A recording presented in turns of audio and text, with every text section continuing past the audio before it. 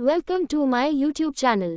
Chapter 51। Arvind थोड़ा घबराते हुए जवाब दिया, उन दोनों ने आत्महत्या की थी, पर कस्तूरी कह रही थी कि उन दोनों को किसी ने मारा है और आज तक पता नहीं चला कि सच क्या था।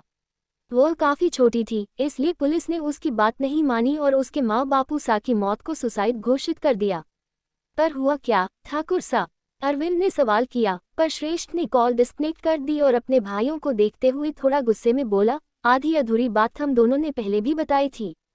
वाह की वजह से मनेवा के ऊपर सबके सामने हाथ उठाया था। कथन ने सफाई देते हुए कहा, पर भाई सा, हमें जो पता चला हमने वही बताया। उन दोनों की शादी की बात चल रही थी। भाई सा, आप वह छोरी ते बात पता कीजिए ना। शाश्वत ने भी कथन का साथ देते हुए कहा। श्रेष्ठ ने उन दोनों को देखते हुए कहा, शादी हुई तो कोनी। वो वह छोरे को मिलने इसलिए जाती थी क्योंकि। श्रेष्ठ ने पूरी बात बताई तो शाश्वत और कथन दोनों ही हैरान हो गए। उन्होंने एक साथ कहा, तो उन्होंने हमें बताया क्यों कोनी? क्योंकि वाह को हम लोगों पर विश्वास ही कोनी था और हमने वाह को विश्वास करने का मौका ही नहीं दिया। अब हमारे पास मौका से जे वास्ते ढूंढ कर निकालो वाह को जिसने वाह के माँ बापू सा को मारा से। वह भी 2 दिन के अंदर। समझ गए? उसके दोनों भाइयों ने अपना सिर हिला दिया। श्रेष्ठ के दोनों भाई अपने काम में लग गए थे और गौरव महल में श्रेष्ठ के राज्याभिषेक की तैयारी शुरू हो गई थी। सब कुछ सही चल रहा था। अब कस्तूरी के साथ कोई रोक टोक भी नहीं हो रही थी, क्योंकि संध्या जी को आघात जी ने मथुरा भेज दिया था। 2 दिन कैसे बीत गए पता ही नहीं चला। श्रेष्ठ कस्तूरी के साथ अपने कमरे में था। 2 दिन बाद आज राज्याभिषेक था। श्रेष्ठ के कमरे में श्रेष्ठ, संकल्प और कस्तूरी तीनों मौजूद थे। कस्तूरी सोफे पर बैठी हुई थी और उसके सामने एक बड़ा सा लाल पड़ा हुआ था जिसमें उसके लिए लाल रंग का घाघरा, चोली और जेवर रखे हुए थे। श्रेष्ठ खुद तैयार हो चुका था। उसने आज लाल रंग की शेरवानी पहनी हुई थी और इसी रंग की शेरवानी संकल्प ने पहनी थी। दोनों ने गोल्डन कलर का साफा बांध रखा था। श्रेष्ठ संकल्प को तैयार कर रहा था। कस्तूरी उन दोनों को देख रही थी। जब संकल्प पूरी तरह तैयार हो गया तो श्रेष्ठ ने उसे देखते हुए कहा, ए देख, कपड़े मत बिगाड़ना। बार बार मने यो सब ठीक को नहीं करना पड़े। आज मने घना काम से, अब मने दूसरे टाबर को भी तैयार करना से। समझे? सिर्फ तैयार करना, हमारी माँ सा को परेशान मत करना। अगर किया तो हम राज्याभिषेक रुकवा देंगे, समझे? संकल्प ने सामने से चेतावनी देते हुए कहा, जिसे सुनकर श्रेष्ठ ने उसकी गाल खींचते हुए कहा, छोटा पैकेट बड़ा धमाका। ए भाग अट्ठी ते मने काम करने दे। श्रेष्ठ ने उसकी गाल पर अपने होठों से छुआ और वह वहां से भाग गया। उसके जाते ही श्रेष्ठ ने कस्तूरी की तरफ देखा तो वह मायूस होकर बैठी हुई थी। उसे देखकर श्रेष्ठ ने सवाल किया, इतने क्या हुआ? इतना भारी घाघरा चोली हम नहीं पहन सकते। उसने श्रेष्ठ की तरफ देखते हुए जवाब दिया। श्रेष्ठ ने हाथ बांधकर उसे देखते हुए कहा, इतना भी भारी कोनी से। मने थारे वास्ते हल्का घाघरा चोली बनवाया से। बस जे की कड़ाई थोड़ी भारी दिखती से, पर यो खुद भारी कोनी से। जल्दी जल्दी पहनो जे को। आपके सामने, कस्तूरी ने मुंह बनाते हुए कहा। श्रेष्ठ उसके करीब आया और उसकी कमर में हाथ डालने के लिए उसे छुआ तो वो कांप उठी। उसे देखकर श्रेष्ठ ने उसकी कमर को पूरी तरह अपनी पकड़ में लेते हुए कहा कि उतने महारे ते शर्मावे से। कस्तूरी ने अपनी गर्दन झुका ली, जिसे देखकर श्रेष्ठ के चेहरे पर मुस्कान आ गई। उसने 1 से ज्यादा फीट तक झुककर कस्तूरी के कान में कहा, एक दिन थारे को हमारे सामने कपड़े उतारने पड़ेंगे, तभी तो हम सुहागरात मनावेंगे। हमको भी केसर वाला दूध पीने को मिलेगा। कस्तूरी ने चहकते हुए बोली। उसकी बात सुनकर श्रेष्ठ ने उसे छोड़ते हुए कहा, जाकर कपड़े बदल। बावली पूछ को सुहागरात का भी पता कोनी से। कट्ठे फंस गया मैं टाबर के साथ। आप सबको बच्चे पर रहम भी नहीं आता। कस्तूरी ने मुंह बनाते हुए कहा।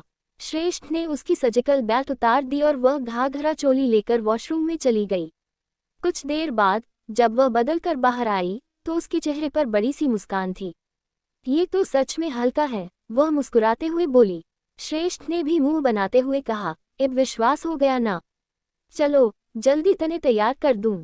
श्रेष्ठ ने कस्तूरी को ड्रेसिंग टेबल के सामने बैठाया और खुद अपने हाथों से उसे तैयार करने लगा। वह अभी पूरी तरह तैयार नहीं हुई थी कि इतने में दरवाजे से वेदांत की आवाज आई, भाई सा, भाई सा। श्रेष्ठ ने दरवाजे की तरफ देखा और कस्तूरी से कहा, मैं अभी आया। कस्तूरी ने कहा, लगता है उन्हें आपकी जरूरत है। अब थोड़ा ही काम बचा है, हम कर लेंगे, आप जाए। सच में कर लेगी? श्रेष्ठ ने सवाल किया तो कस्तूरी ने हाँ में गर्दन हिला दी। उसे देखकर श्रेष्ठ वेदांत के पास गया। वेदांत ने कहा, भाई साहब, पुरोहित जी आपको बुला रहे हैं।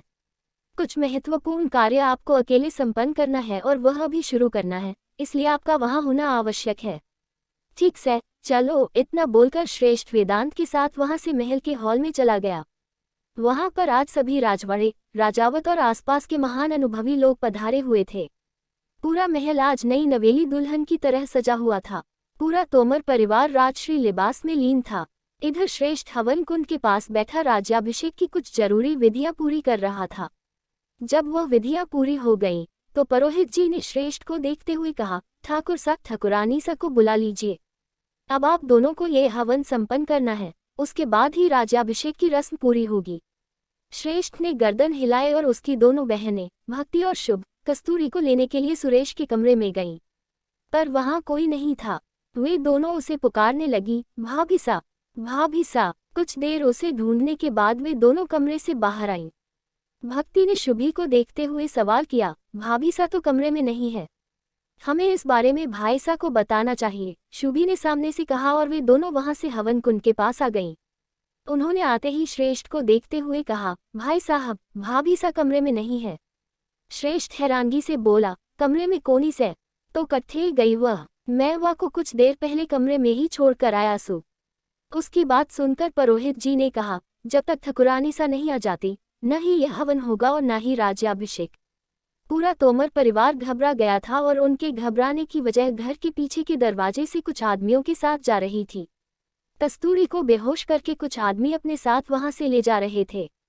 श्रेष्ठ अपनी जगह से खड़ा हुआ और गुस्से में अपने भाइयों को देखते हुए बोला, ढूंढो वा को। वे लोग कस्तूरी को ढूंढने के लिए जाने लगे। उसी समय राजावत सबके बीच में आकर बोला, रुको श्रेष्ठ, 5 सालों से यहाँ मौजूद हर शख्स को इस दिन का इंतजार था। जैसलमेर की राजगद्दी को उसका नया राजा मिलने वाला है। आज अगर तुम्हारा राज्याभिषेक नहीं हुआ तो ये गद्दी हमारी होगी। इस बात का फैसला आज होकर रहेगा। बाकी राजवाड़े के मुखियाओं को देखकर उसने कहा, बताए, क्या हमसे ही बोल रहे हैं? सब राजवाड़े के मुखिया उसकी बात में हामी भरने लगे। एक राजवाड़े के मुखिया, जो काफी उम्रदराज लग रहे थे, आगे आए और श्रेष्ठ को देखते हुए बोले, ठाकुर राजावत सही बोल रहे हैं। ठाकुर श्रेष्ठ, अगर आज मुहूर्त खत्म होने से पहले आपका राज्याभिषेक नहीं हुआ तो हम अपना मत इस राजगद्दी के प्रति ठाकुर राजावत को दे देंगे और आज इनका राज्याभिषेक करके इन्हें जैसलमेर की राजगद्दी पर बैठा दिया जाएगा। उसकी बात सुनकर श्रेष्ठ ने राजावत के पास आकर उसे धमकी देते हुए कहा, आज अगर मुहूर्त से पहले मैं अपनी लुगाई को वापस को नहीं ला पाया तो जैसलमेर की राजगद्दी जे राजावत को दे दी जाए। मने कोई फर्क को नहीं पड़ेगा राजगद्दी को खोने से, पर अगर महारी लुगाई को कुछ भी हुआ और मैंने अपनी लुगाई को खो दिया तो जे राजगद्दी पर ठाकुर राजावत को बैठा कर राजगद्दी समेत पहले जे की चिता जलाऊंगा, वह भी जिंदा। जे के क्रियाक्रम में शामिल होने के लिए आप सब तैयार रहना। श्रेष्ठ ये बोलकर वहां से गुस्से में निकल गया। उसके छोटे भाई और वल्लभ भी वहां से निकल गए। आघात जी श्रेष्ठ की धमकी के बाद डरे हुए राजावत के पास आए। उसे देखकर बोले, आज तक राजावत, मने श्रेष्ठ को थारे खिलाफ कोई भी सख्त कदम उठाने से रोक रखा था। अगर आजवा की लुगाई को कुछ भी हुआ तो थारी चिता पर घी डालने का शुभ काम करते हुए मने घनी खुशी होवेगी। वही संकल्प भी अपनी माँ के गायब होने की बात जानकर परेशान था। वह भी राजावत के सामने आया और उसे धमकी देते हुए बोला, अगर हमारी माँ सा को कुछ भी हुआ तो इस हवन में इस्तेमाल होने वाला सारा घी हम आप पर डाल देंगे। राजावत का कोसा। उसकी बात सुनकर सबको उस पर गर्व हो रहा था क्योंकि वह श्रेष्ठ का खून है। दाता हुकुम ने उसे गोद में उठाते हुए राजावत से कहा, श्रेष्ठ का खून से जे के खून में भी उतना ही उबाल से जितना वाके। जे वास्ते अपने प्राणों के लिए कान्हा जी से प्रार्थना करो ताकि वो कस्तूरी बिंदनी को कुछ न होने दे। राजावत काफी घबराया हुआ था, पर फिर भी वो अपनी घबराहट छुपा कर जवाब देते हुए बोला, दाता हुकुम, आप और आपका प्यारा भतीजा हम पर झूठे इल्जाम लगाना बंद कीजिए। अगर हमें श्रेष्ठ की लुगाई को रास्ते से हटाना होता तो हम कब का हटा चुके होते।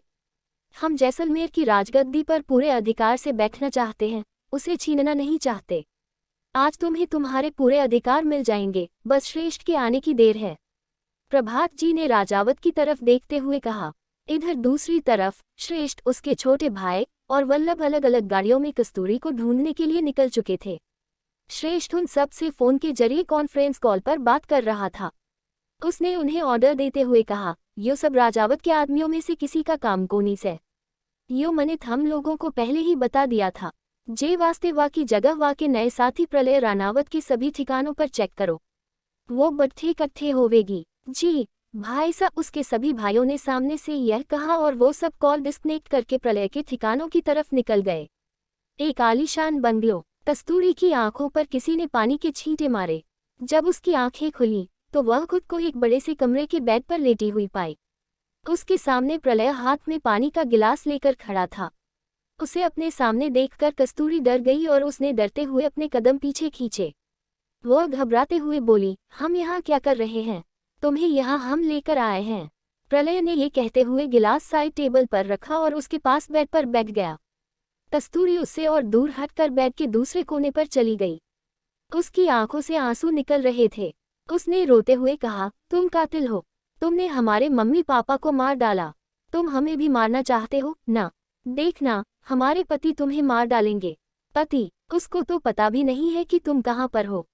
उसे भूल जाओ, क्योंकि हम तुम्हें अपनी बनाना चाहते हैं। प्रलय ने ये कहते हुए उसकी तरफ हाथ बढ़ाया। कस्तूरी ने उसके हाथ को झटक कर गुस्से में कहा, मत छूना हमें। उसकी आंखों से आंसू बह रहे थे, लेकिन वह इतनी मासूम और खूबसूरत लग रही थी कि प्रलय खुद को उसके करीब जाने से रोक नहीं पा रहा था। उसने उसकी बाजू पकड़कर उसे अपने करीब खींच लिया, जिससे वह दर्द से तड़प उठी। छोड़ो हमें, छोड़ो, दर्द हो रहा है, कस्तूरी ने रोते हुए कहा और खुद को छुड़वाने की कोशिश करने लगी। लेकिन प्रलय उसे छोड़ने के इरादे में बिल्कुल भी नहीं था। उसने उसके मासूम चेहरे को देखकर अपने होठों को सख्त करते हुए कहा, बहुत ही खूबसूरत हो तुम, इसीलिए जिंदा हो, वरना जंगल में जब तुम्हें देखा था तो वहीं मार डालते तुम्हें। अपनी जान के साथ साथ अपने पति की जान के बारे में सोचो। अगर तुम उसके करीब रहोगी तो हम उसे मार डालेंगे। उसकी बात सुनकर कस्तूरी डर के मारे कांपने लगी। पंडित जी को बुलाया है हमने। तुम्हें बस ठाकुर श्रेष्ठ के नाम का यह मंगलसूत्र उतार कर हमारे साथ शादी करनी है।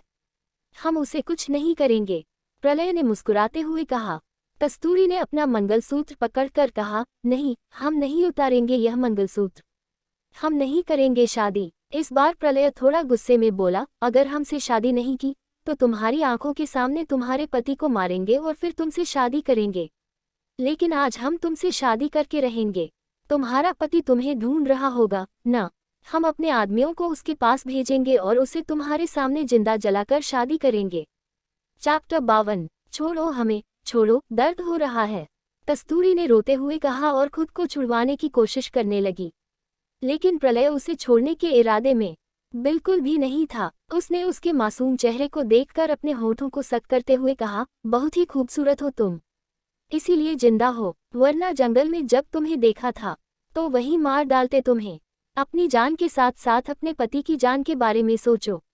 अगर तुम उसके करीब रहोगी तो हम उसे मार डालेंगे। उद्धरण चिन्ह। उसकी बात सुनकर कस्तूरी डर के मारे कांपने लगी। पंडित जी को बुलाया है हमने। तुम्हें बस ठाकुर श्रेष्ठ के नाम का यह मंगलसूत्र उतार कर हमारे साथ शादी करनी है। हम उसे कुछ नहीं करेंगे, प्रलय ने मुस्कुराते हुए कहा।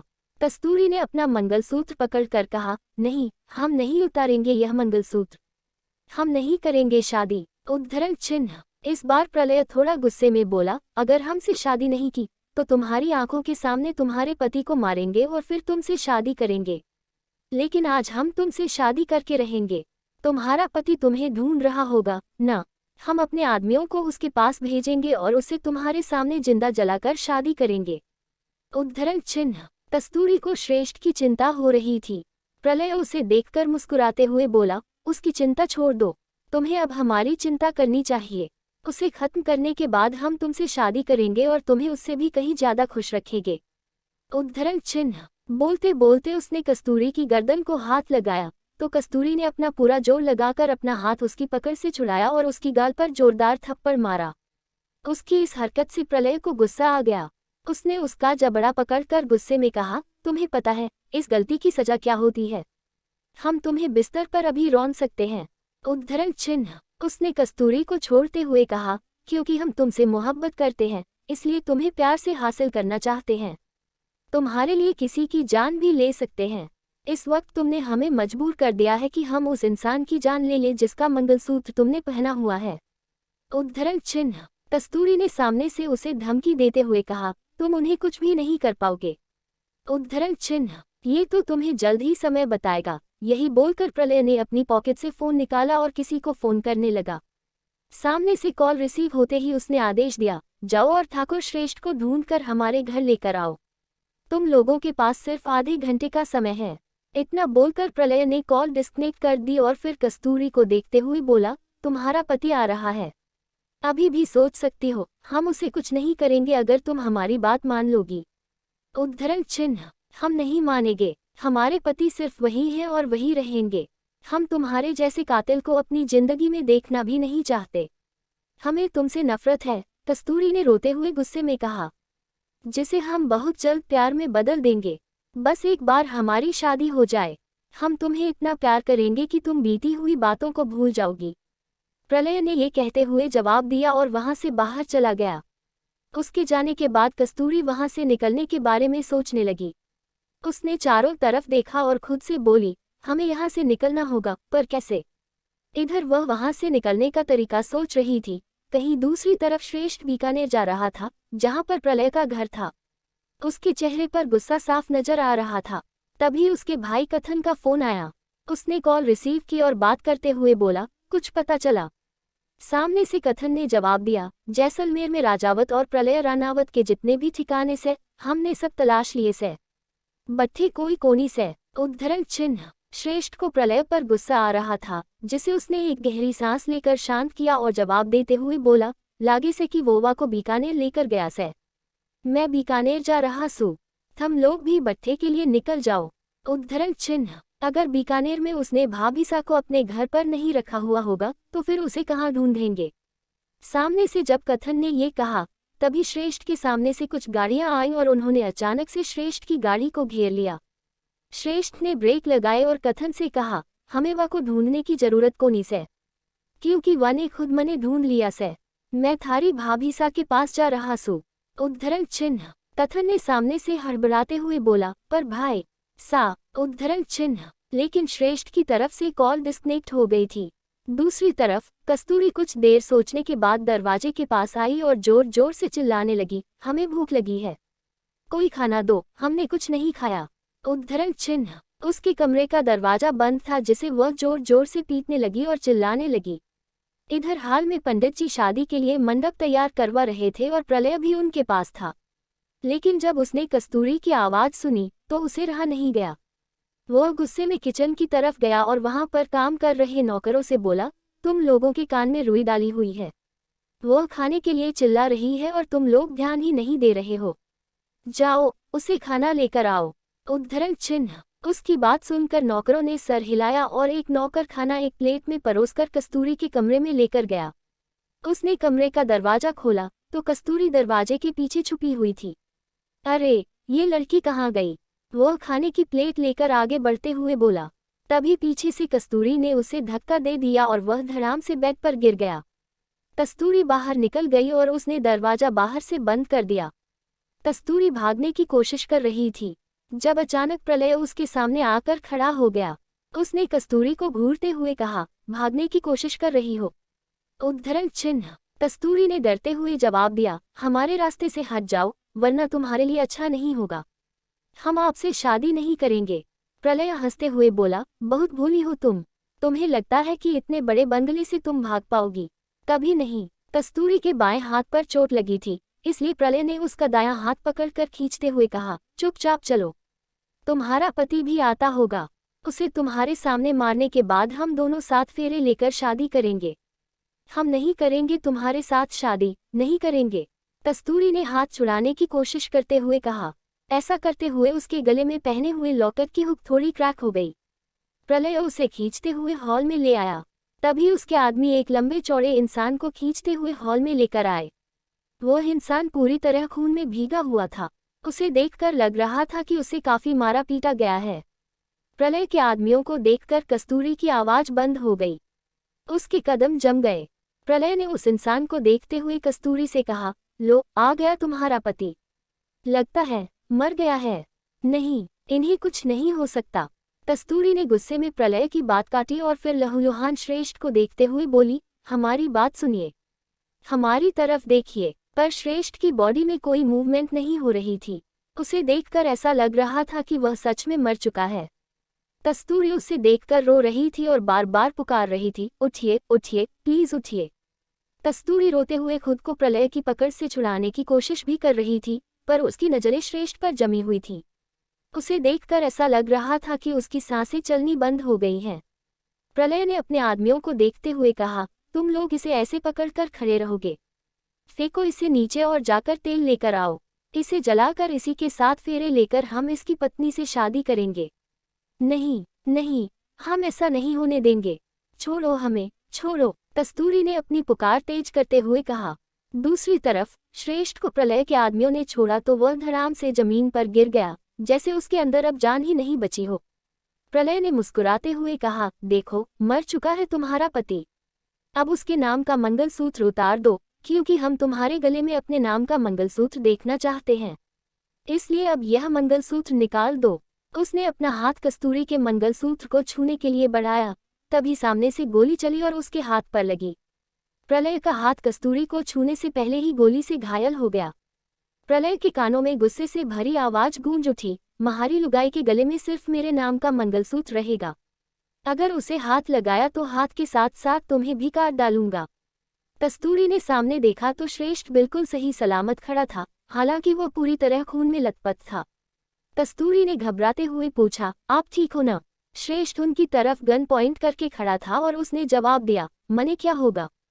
कहीं तू महारे ऊपर यो खून देखकर घबरा तो कोनी गई? यो महारा खून कोनी से? यो जे के आदमियों का खून से। श्रेष्ठ के चेहरे पर एक खतरनाक मुस्कान थी।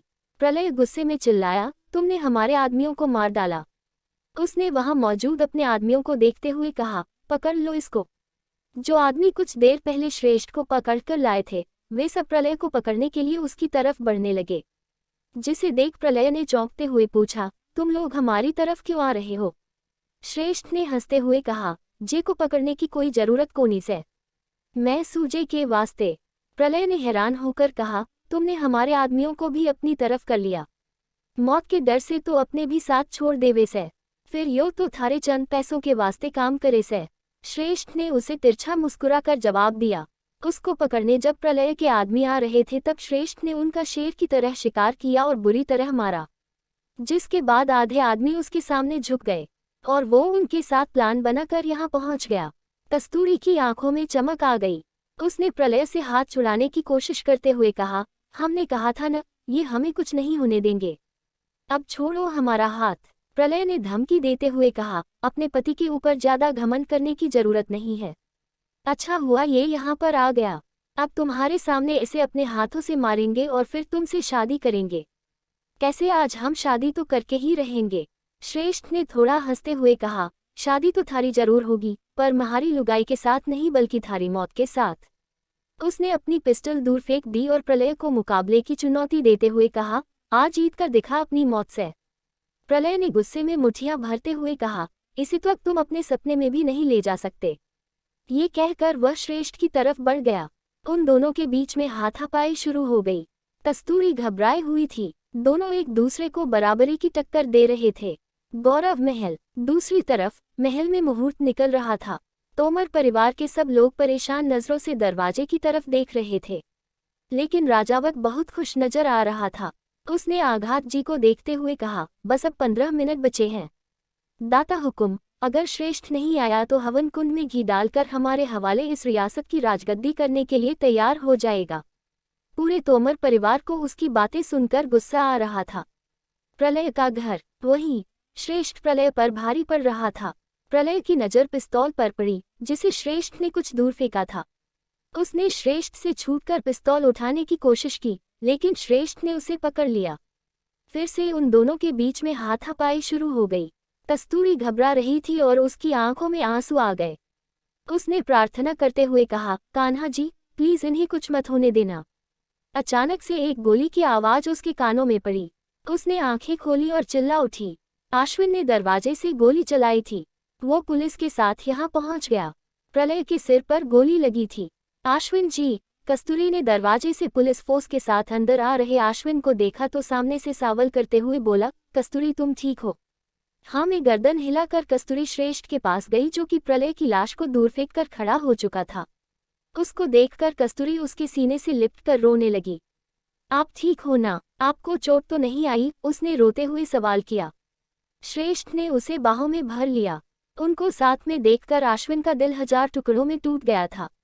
मैं ठीक सुपर, तू कैसी है? ये बोलते हुए श्रेष्ठ ने उसकी गाल पर हाथ रखा और उसका बड़ा साथ उसकी गर्दन पर चला गया। कस्तूरी के लॉकेट की हुक टूटने से गिरने वाला था, पर श्रेष्ठ ने उसे हाथ में लेकर बचा कर सवाल किया, यो लॉकेट थारे पास किस तरह आया? चैप्टर 53। श्रेष्ठ प्रलय पर भारी पड़ रहा था। प्रलय की नज़र पिस्तौल पर पड़ी, जिसे श्रेष्ठ ने कुछ दूर फेंका था। उसने श्रेष्ठ से छूटकर पिस्तौल उठाने की कोशिश की, लेकिन श्रेष्ठ ने उसे पकड़ लिया। फिर से उन दोनों के बीच में हाथापाई शुरू हो गई। कस्तूरी घबरा रही थी और उसकी आंखों में आंसू आ गए। उसने प्रार्थना करते हुए कहा, कान्हा जी, प्लीज इन्हें कुछ मत होने देना। अचानक से एक गोली की आवाज उसके कानों में पड़ी। उसने आंखें खोली और चिल्ला उठी। अश्विन ने दरवाजे से गोली चलाई थी। वो पुलिस के साथ यहाँ पहुंच गया।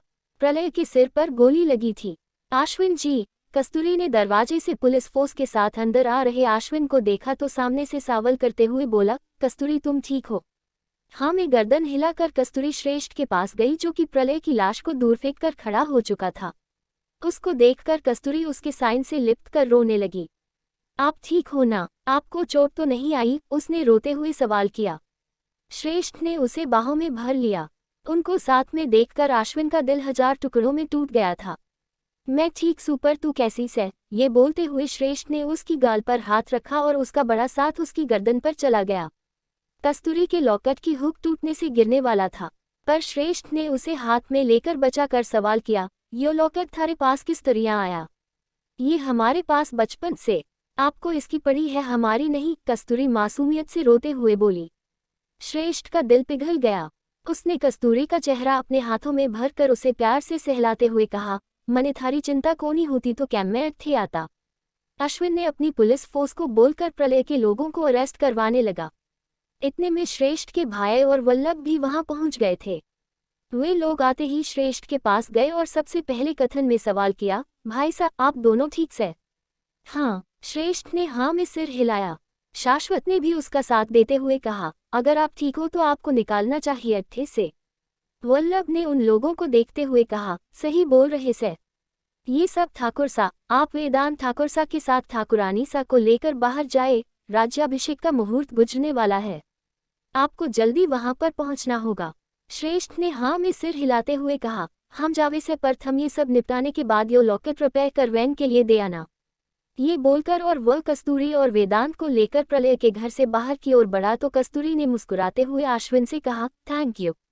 अश्विन उन लोगों को जाते हुए देखता रहा। उसका दिल टूट चुका था। यह उसके साफ साफ देखकर पता चल रहा था। इधर श्रेष्ठ और वेदांत कस्तूरी के साथ बाहर आए तो उन्होंने देखा कि गार्डन में एक कौवा उन लोगों के लिए खड़ा हुआ था। कस्तूरी उसको देखकर घबराते हुए बोली, हम लोग हेलीकॉप्टर में जाएंगे। श्रेष्ठ ने जवाब देते हुए कहा, हाँ चलो। वे तीनों हेलीकॉप्टर में बैठे और हेलीकॉप्टर के पायलट ने उन लोगों के बैठते ही उड़ान भर दी। गौरव महल में इधर बस 5 मिनट बचे थे और राजावत खुश हो रहा था और तोमर परिवार के दिल की धड़कन तेज हो गई थी। संकल्प आघात जी को देखते हुए बोला, दादू सा वो लोग अभी तक आए क्यों नहीं? हमारी माँ सा ठीक तो होगी ना? अरे कुछ नहीं होगा, उसे आघात जी बोल ही रहे थे कि तभी उनकी बगल में खड़े पर भारत जी ने दरवाजे की तरफ देखते हुए कहा, ये लो आ गई तुम्हारे माँ बापू सा। सबका ध्यान श्रेष्ठ की तरफ गया। वह खून से लथपथ था। पूरा तोमर परिवार को उसकी चिंता हो रही थी। लेकिन श्रेष्ठ ने आते ही हवन कुंड में कस्तूरी के साथ बैठे हुए कहा, पुरोहित जी हवन पूरा कीजिए। मुहूर्त खत्म होने में कुछ ही समय बचा है। श्रेष्ठ ने कस्तूरी के साथ हवन पूरा किया और फिर उसके राज्य अभिषेक की विधि पूरी हुई। इन सब को बिजी देखकर राजावत चुपचाप वहां से निकल गया। उसे पता था कि श्रेष्ठ उसको छोड़ेगा नहीं। श्रेष्ठ जैसलमेर की राजगद्दी पर बैठ चुका था। पूरा परिवार बहुत ही खुश था। रात का समय श्रेष्ठ अपने परिवार के साथ रात का खाना खाने के बाद रसोई में संकल्प और कस्तूरी के साथ आया। वहां पर उसके परिवार की महिलाएं काम कर रही थीं। कस्तूरी को उसके वहां आने का मतलब नहीं पता था और न ही संकल्प को। उन दोनों को वहां देखकर पारुल ने सवाल किया, क्या हुआ तुम लोग यहाँ पर? श्रेष्ठ ने उन लोगों को देखते हुए कहा, मने आप सबसे एक जरूरी बात करनी से। क्या बात करनी है? सब ठीक तो है ना? उसकी माँ ने गंभीरता से सवाल किया, जिसे सुनकर कस्तूरी को भी थोड़ी चिंता होने लगी। श्रेष्ठ पारुल को देखते हुए कहा, आज की रात का ऐसा क्या आप जे छोटे पैकेट को अपने कमरे में सुला सकती हो क्या? संकल्प चौंकते हुए बोला। वही घर की औरतों को उसके ऐसा करने का कारण समझ आ गया था। संकल्प मुंह बनाते हुए बोला, हम अपनी मासा के साथ ही सोएंगे।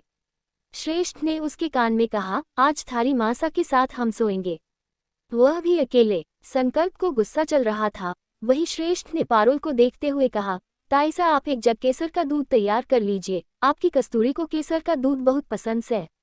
केसर का दूध? कस्तूरी ने मन में कहा, मतलब कि हमारे साथ सुहागरात मनाना चाहते हैं? नहीं नहीं नहीं नहीं। संकल्प जोर जोर से चिल्लाने लगा। उसकी बात सुनकर श्रेष्ठ ने समझाते हुए थोड़ी सख्ती से कहा, जिद मत करो, चुपचाप हमारी बात मान जा छोरा। नहीं मानेंगे, नहीं मानेंगे, हम अपनी मासा के साथ ही सोएंगे।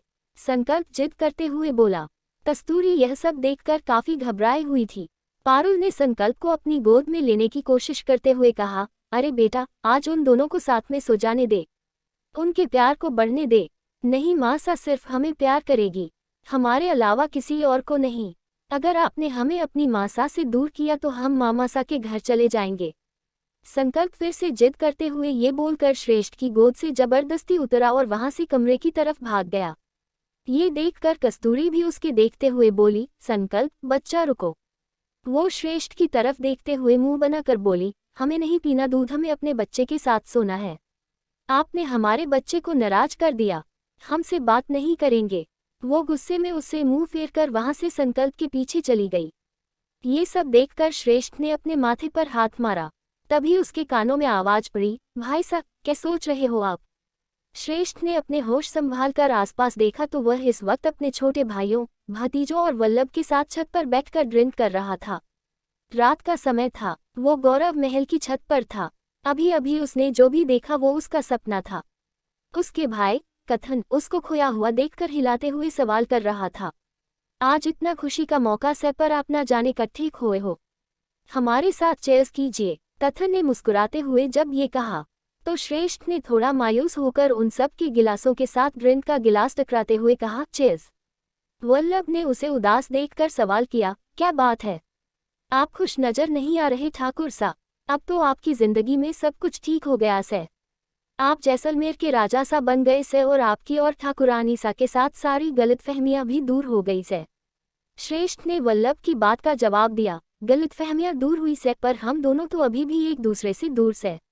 ये सुनकर वहां सब लोग चुप हो गए, सिवाय उत्तम के, जो कि वहां मौजूद श्रेष्ठ के अलावा इकलौता शादीशुदा मर्द था।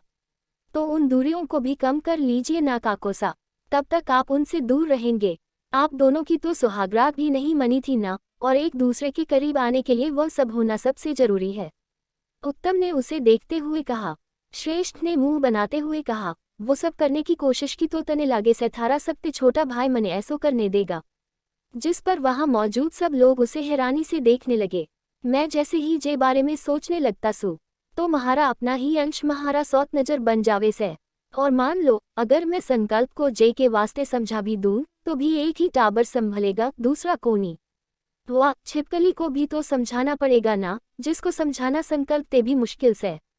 श्रेष्ठ बेचारा सा मुंह बनाते हुए बोला। इस पर सबके सब हैरान हो गए। वल्लभ श्रेष्ठ को देखते हुए बोला, क्या आपने अभी तक उनसे जे बारे में बात को नहीं की? बात करने का मौका ही कट्ठे मिला से, अब मिला से तो मने समझ नहीं आवे से कि वाह को किस तरह समझाऊं। थम सबको पता से वाह के वास्ते सुहागरात का मतलब से केसर वाला दूध पीना और बातें करके सो जाना। श्रेष्ठ ने गुस्से में मुंह बनाते हुए कहा। ये सुनकर सब लोग हंस पड़े। श्रेष्ठ ने थोड़ा गुस्से में कहा, हंसना बंद करो, मैं सीरियस सू, तुम्हारे साथ कितना कुछ हो रहा से थम लोगों को अंदाजा भी से। उसकी बात सुनकर सब लोग चुप हो गए। श्रेष्ठ ने कहा, थम सब लोग अब चुप क्यों गए, कुछ बताओ मने, मैं क्या करूं वा को समझाने के वास्ते कि सुहागरात का मतलब क्या होवे से। कथन ने जवाब दिया, भाई सच बताएं तो जे में हम आपकी मदद को नहीं कर सकते, क्योंकि आज तक हमारी जिंदगी में कोई छोरी को नहीं आई। वल्लभ ने उसकी बात काटते हुए कहा, पर आपकी मदद उत्तम ठाकुर सा कर सकते से। उत्तम झट से मना करते हुए बोला, नहीं, हम नहीं कर सकते। हमारी वाली को शादी के पहले से ही सब कुछ पता था। हमने उसे कुछ नहीं समझाया। वह 22 साल की समझदार लड़की थी। उसे इस पर एक में सारी जानकारी थी। आप काकीसा को नहीं समझा सकते तो इसमें हम आपकी मदद कैसे कर सकते हैं? वल्लभ की बात सुनकर श्रेष्ठ ने अपनी ड्रिल खत्म करते हुए थोड़ा गुस्से में कहा, हम सब लोग निकम्मे हो, कोई हमारी मदद को नहीं कर सकता। मैं जा रहा सू खुद ही अपनी मदद करने। ये बोलकर श्रेष्ठ वहां से चला गया। उसके जाने के बाद उसके भाई और बाकी लोग उसकी बातें करने लगे। कथन ने कहा, पता नहीं भाई सजे मुसीबत को कैसे हैंडल करेंगे। वेदांत उसकी बात काटते हुए बोला, अरे ये मुसीबत नहीं शादी है। शाश्वत ने मुंह बनाते हुए कहा, वो भी मुसीबत ही होवे से, पता नहीं लोग शादी क्यों करे से। उद्धरण चिन्ह। उत्तम ने शाश्वत को देखते हुए कहा, इसका जवाब आपको तब पता चलेगा जब आपकी जिंदगी में कोई लड़की आएगी। वे लोग ऐसे ही बातें कर रहे थे। वहीं दूसरी तरफ श्रेष्ठ अपने कमरे में आया तो उसने देखा कि कस्तूरी संकल्प को सुला चुकी थी।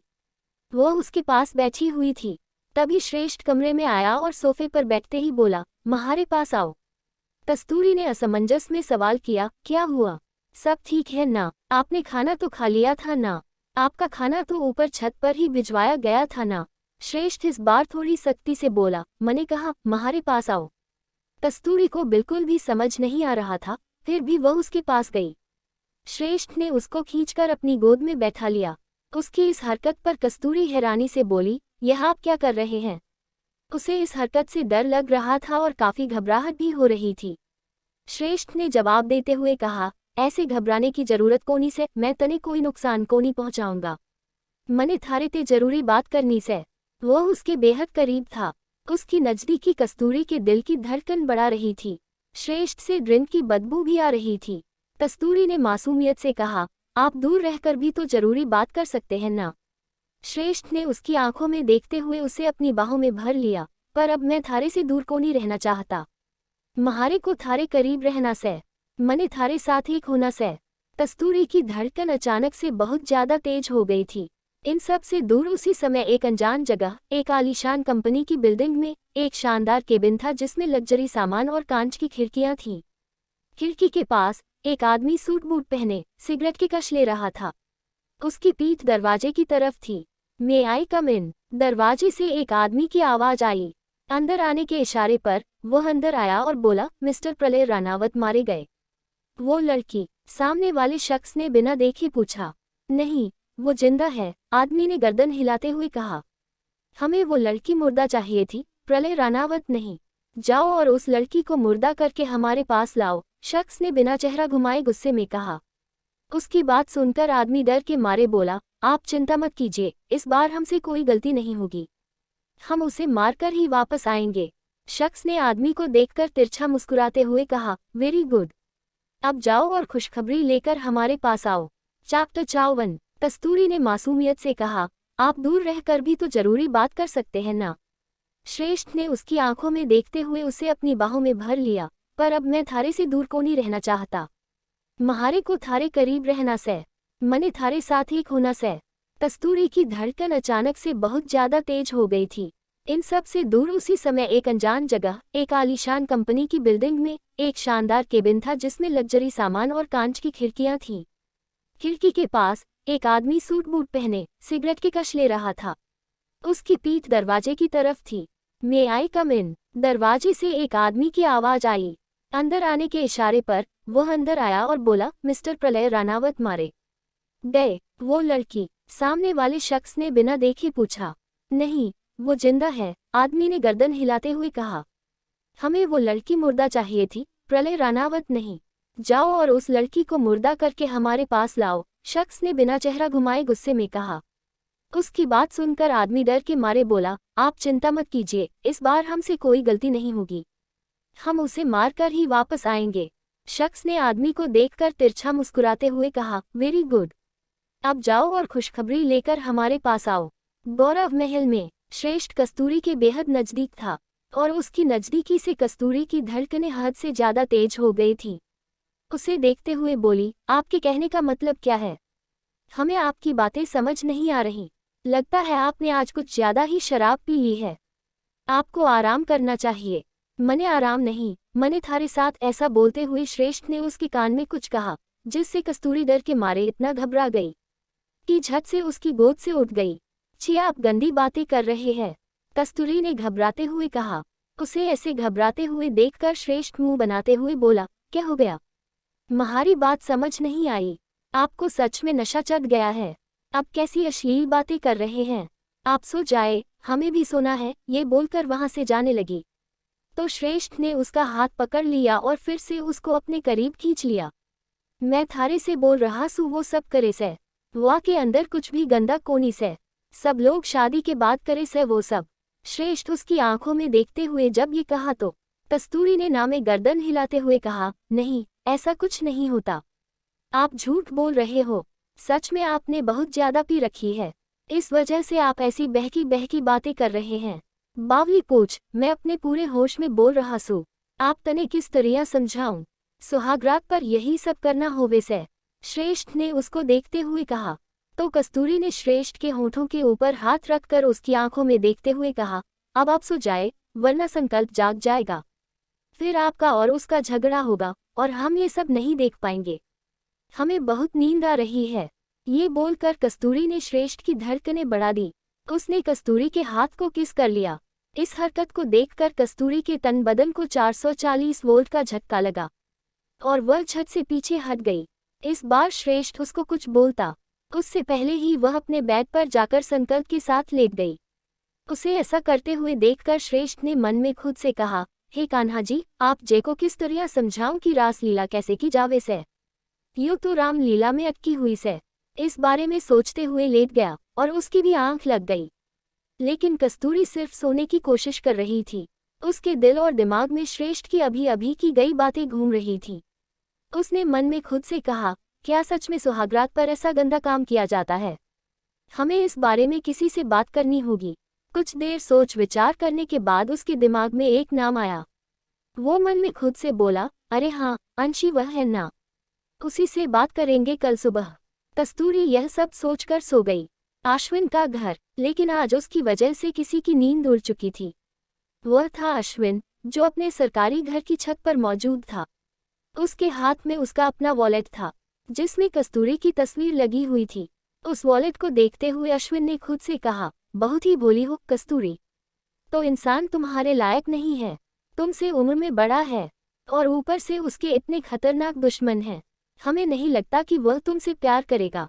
तुमसे सिर्फ हम प्यार करते हैं। प्लीज हमारे पास लौट आओ हमारे पास। अश्विन चांद की तरफ देखने लगा। उसकी आंखों से आंसू की धारा बह गई। उसने उन आंसुओं को साफ किया और खुद से बोला, नहीं, हम ऐसे हार नहीं मान सकते। हमें पता है कि वो इंसान कस्तूरी के लिए सही नहीं है।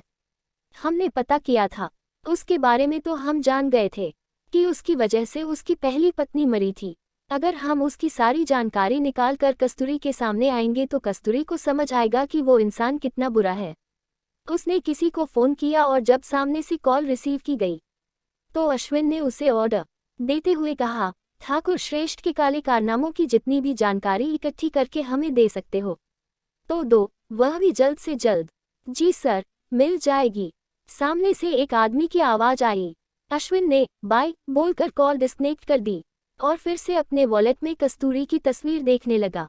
उसने कस्तूरी की तस्वीर देखते हुए कहा, तुम्हें बचपन से प्यार करते हैं हम, इसलिए किसी गलत इंसान के साथ नहीं देख सकते तुम्हें।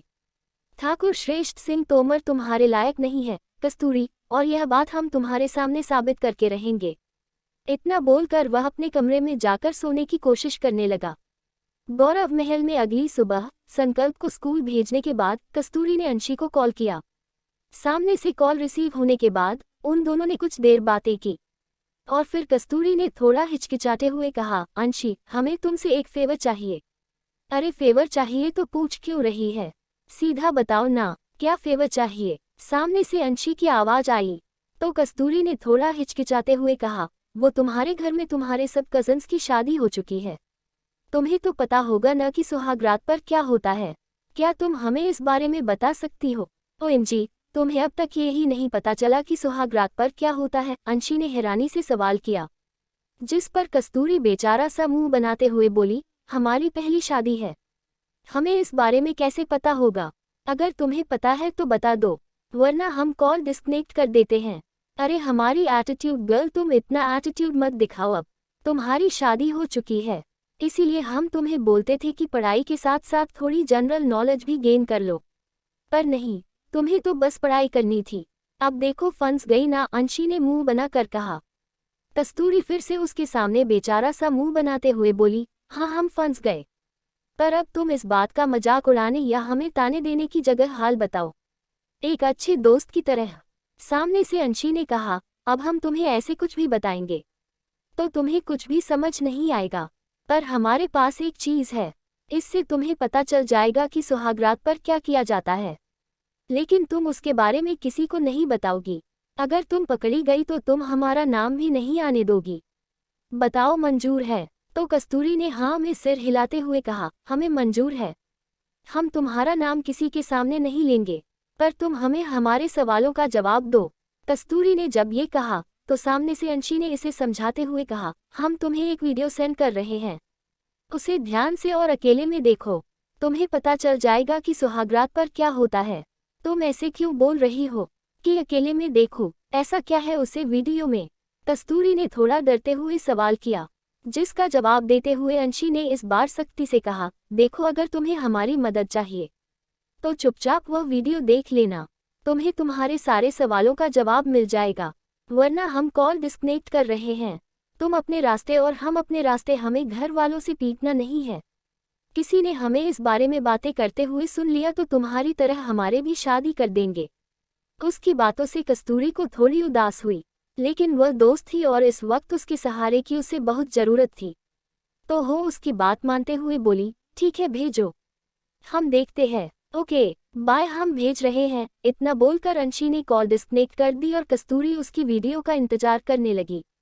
कुछ देर बाद कस्तूरी को अंशी ने एक वीडियो सोशल मीडिया के थ्रू सेंड किया।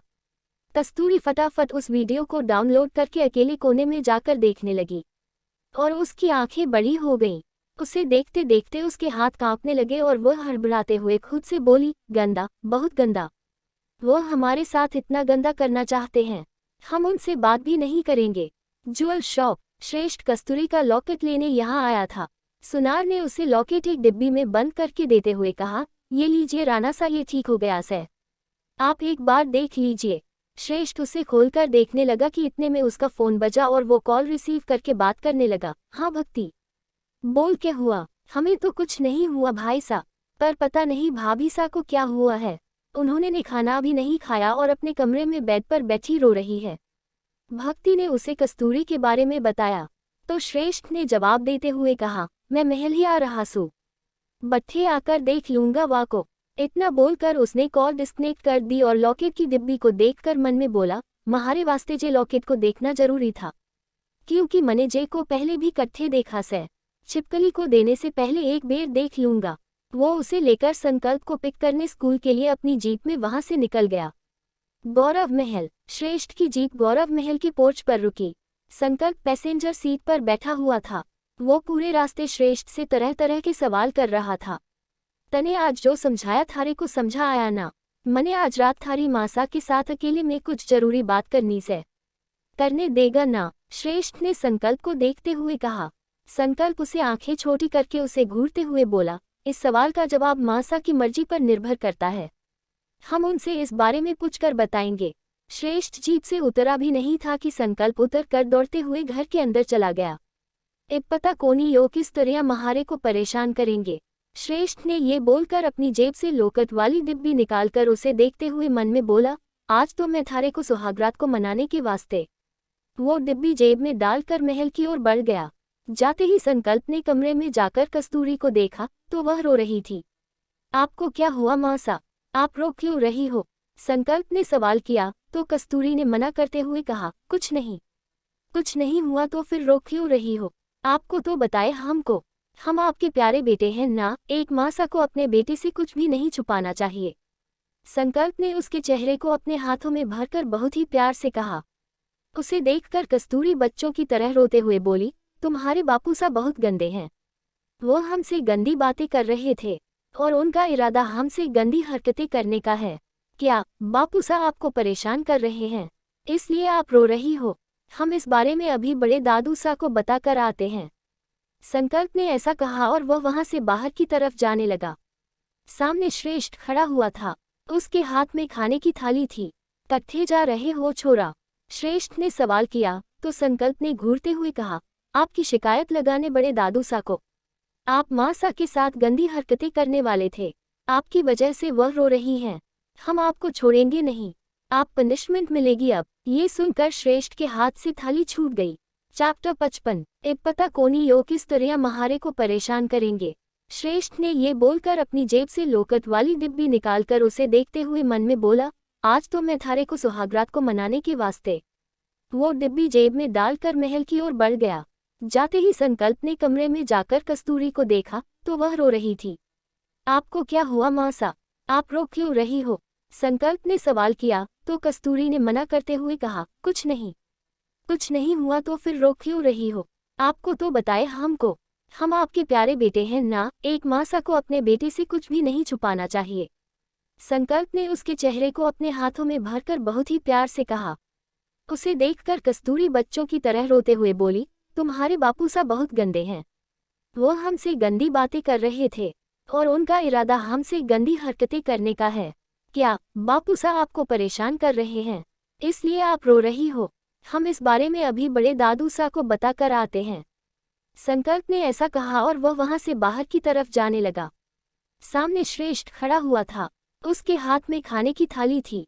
कट्ठे जा रहे हो छोरा? श्रेष्ठ ने सवाल किया तो संकल्प ने घूरते हुए कहा, आपकी शिकायत लगाने बड़े दादू सा को। आप माँ सा के साथ गंदी हरकतें करने वाले थे। आपकी वजह से वह रो रही हैं। हम आपको छोड़ेंगे नहीं। आप पनिशमेंट मिलेगी अब। ये सुनकर श्रेष्ठ के हाथ से थाली छूट गई। वह दौड़कर संकल्प के पीछे गया और उसे गोद में उठा लिया।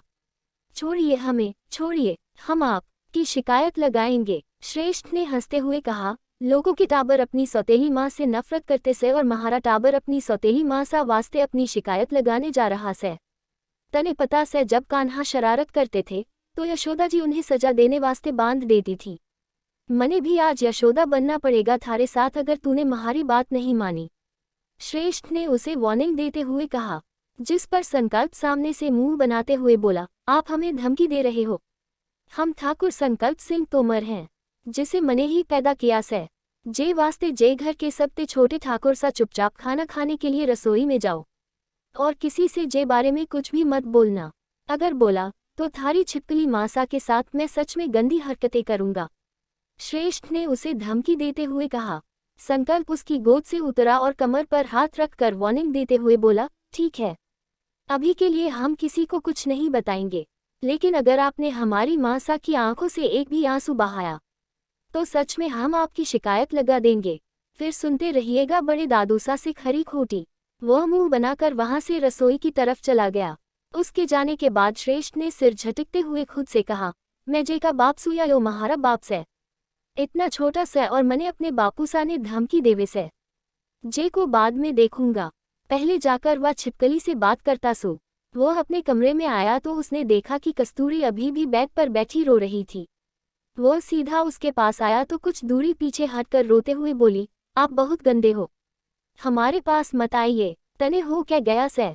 जानो सूखी थारे अंदर बचपना भरा हुआ से और मैवा को बाहर भी कोनी निकलना चाहता, पर तो आज संकल्प को जो बोल रही थी वो सब देखकर महारे विचार बदल गए से। मने लागे से कि मने थारे साथ टाबर की तरह नहीं बल्कि बड़ी लुगायों की तरह पेश आना चाहिए था। थारे को जोर जबरदस्ती से हासिल कर लेना चाहिए था। श्रेष्ठ उसे पर बिगड़ते हुए बोला, जिस पर कस्तूरी ने गुस्से में रोते हुए कहा, कर लीजिए जोर जबरदस्ती से ऐसी गंदी हरकतें। उसने अपना फोन श्रेष्ठ के सामने करके वो वीडियो उसे दिखाया। श्रेष्ठ की आंखें फटी की फटी रह गई थी। वह वीडियो हड़बड़ाते हुए बोला, तू यो सब क्यों देख रही से? थारे दिमाग में जे की वजह से गंदगी भर गई से। कत्थे से डाउनलोड तने यो वीडियो यो सब गलत से। भारत में यो सब बैन से। हमें हमारी दोस्त ने ये वीडियो भेजी थी और बोला कि आप शादी के बाद सुहागरात पर हमारे साथ ही सब करेंगे। वो बच्चों की तरह रोते हुए बोली। श्रेष्ठ मन ही मन उसकी दोस्त को कोसकर उसके पास आया और उसका सिर प्यार से सहलाते हुए बोला, महारे वास्ते तो महारी गंगा से जो मैं मैली सपने में भी कोनी करना चाहता। मैं अपनी गंगा में स्नान करके अपने पाप धोना चाहूँ। कस्तूरी ने रोते हुए पूछा, तो क्या आप हमारे साथ ये सब नहीं करोगे सुहागरात पर? श्रेष्ठ ने देखते हुए कहा, थारे को जानना से मैं थारे साथ सुहागरात पर क्या करूंगा? हाँ, उसने अपने छोटे छोटे हाथों से अपने आंसू साफ करते हुए कहा। श्रेष्ठ ने उसकी सर्जिकल बेल्ट उतार कर साइड पर रखी और उसके करीब गया। कस्तूरी उसकी हरकतों से देख रही थी। श्रेष्ठ ने उसे अपने करीब किया और उसके पैर अपनी कमर पर लपेटकर उसकी कमर को अपने बड़े से हाथ में भरते हुए कहा, ए बता क्या तने गंदा लग रहा है? कस्तूरी ने नामे गर्दन हिलाई। श्रेष्ठ ने उसके सिर से उसका दुपट्टा उतार कर कंधों से नीचे उतारते हुए कहा, इप। कस्तूरी ने नामे गर्दन हिलाए और श्रेष्ठ की आंखों में देखते हुए बोली, आप हमें छूते हो तो हमारे दिल की धड़कन बढ़ जाती है, हम सांस लेना भूल जाते हैं। वो बोल रही थी कि श्रेष्ठ ने उसकी गर्दन पर अपने होंठों को रखकर जोर से दबाया तो कस्तूरी की आंखें बंद हो गई। उसके होंठ खुले और उनमें से ठंडी आह निकली। श्रेष्ठ ने उसके कान के पास जाकर पूछा, इप। खूबसूरत कस्तूरी के मुंह से निकला और श्रेष्ठ ने उसकी यलोब को सक कर लिया, जिसे देख कस्तूरी की पकड़ उस पर मजबूत हो गई। उसकी इस हरकत से श्रेष्ठ के चेहरे पर मुस्कान आ गई। उसने कस्तूरी की गाल पर हाथ रख और मुस्कुराते हुए बोला, यो घना खूबसूरत होवे से, इतना खूबसूरत एहसास कि तू जे में डूब कर भी खुद को डूबने से कोनी रोक पाएगी। तो सुहागरात पर यह सब होता है? क्या सच में सुहागरात पर ऐसा खूबसूरत एहसास होता है? कस्तूरी ने श्रेष्ठ की आंखों में देखकर बच्चों की तरह सवाल किया। श्रेष्ठ ने उसके चेहरे को अपने हाथों में भरते हुए कहा, घना ही खूबसूरत एहसास होवे से, तने घना अच्छा लगेगा, यो महारा थारे ते वादा से। श्रेष्ठ को जवाब देते हुए कस्तूरी ने उसकी आंखों में देखते हुए कहा, तो आप सच में हमारे साथ सुहागरात मनाएंगे? हाँ, पर अगर तने अच्छा लगेगा तब, वरना मने थारे को जबरदस्ती हासिल को नहीं करना से। श्रेष्ठ ने उसकी गाल सहलाते हुए कहा। कस्तूरी ने कुछ देर सोचने के बाद श्रेष्ठ को जवाब दिया, हम करेंगे, ये हमें अच्छा लगा। श्रेष्ठ ने बड़ी सी मुस्कान के साथ कहा, तो फिर मैं सुहागरात की तैयारी करवाता सू। तू अपने बॉडीगार्ड को बोल देना कि आज रात हम दोनों को अकेला छोड़ दे। वो बच्चा है, वह मानेगा नहीं और हम उसका दिल नहीं दुखा सकते। कस्तूरी ने बेचारा सा मुंह बनाते हुए कहा। श्रेष्ठ ने उसे खुद से दूर करते हुए कहा, तने सुहागरात मनानी से? जे के वास्ते तूने अभी अभी हाँ कहा से।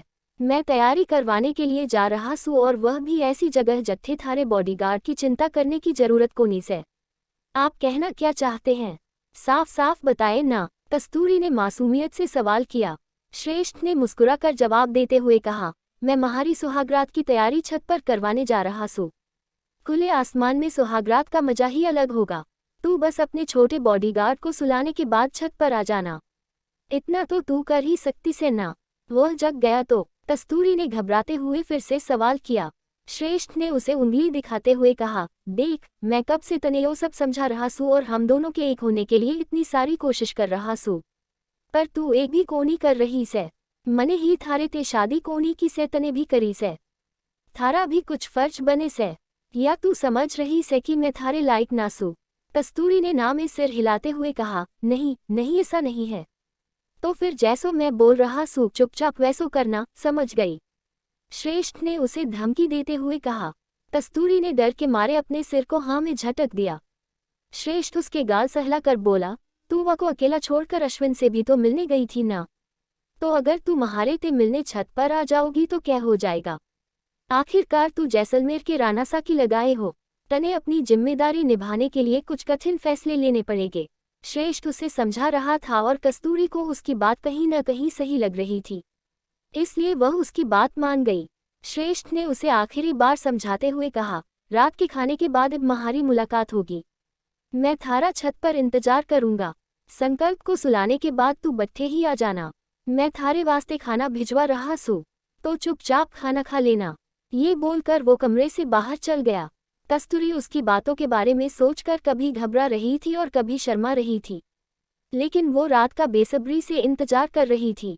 रात का वक्त, गौरव महल। श्रेष्ठ के कमरे में कस्तूरी संकल्प को बिस्तर पर सुला रही थी, लेकिन वह सो ही नहीं रहा था। कस्तूरी ने उसे देखकर पूछा, क्या हुआ, आज तुम सो नहीं रहे? संकल्प ने जवाब दिया, सो तो आप ही नहीं रही हो मासा, और बापू सा भी कमरे में नहीं आए। आप दोनों के बीच में कुछ चल रहा है क्या? कोई प्लानिंग तो नहीं बना रहे हमारी पीठ के पीछे? संकल्प की बातें सुनकर कस्तूरी थोड़ी घबराते हुए बोली, अरे कैसी बातें कर रहे हो? ऐसा कुछ नहीं है। हम तुम्हारी पीठ के पीछे क्यों कोई प्लानिंग बनाएंगे? हम तुम्हारे बापू सा के आने के बाद सोएंगे। तब तक तने सुला रहे से।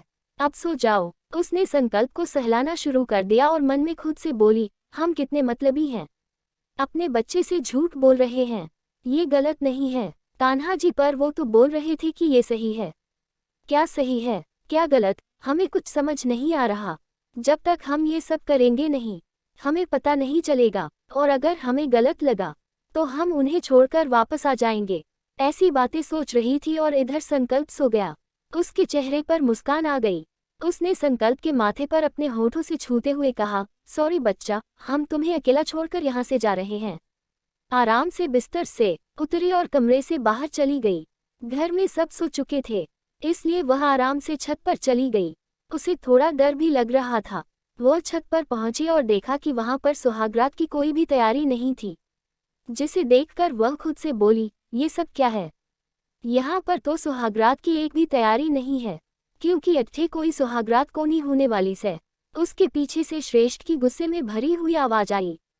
ये सुनकर कस्तूरी पीछे पलटी और श्रेष्ठ को देखा, जो काफी नशे में लग रहा था। उसके बाल बिखरे हुए थे।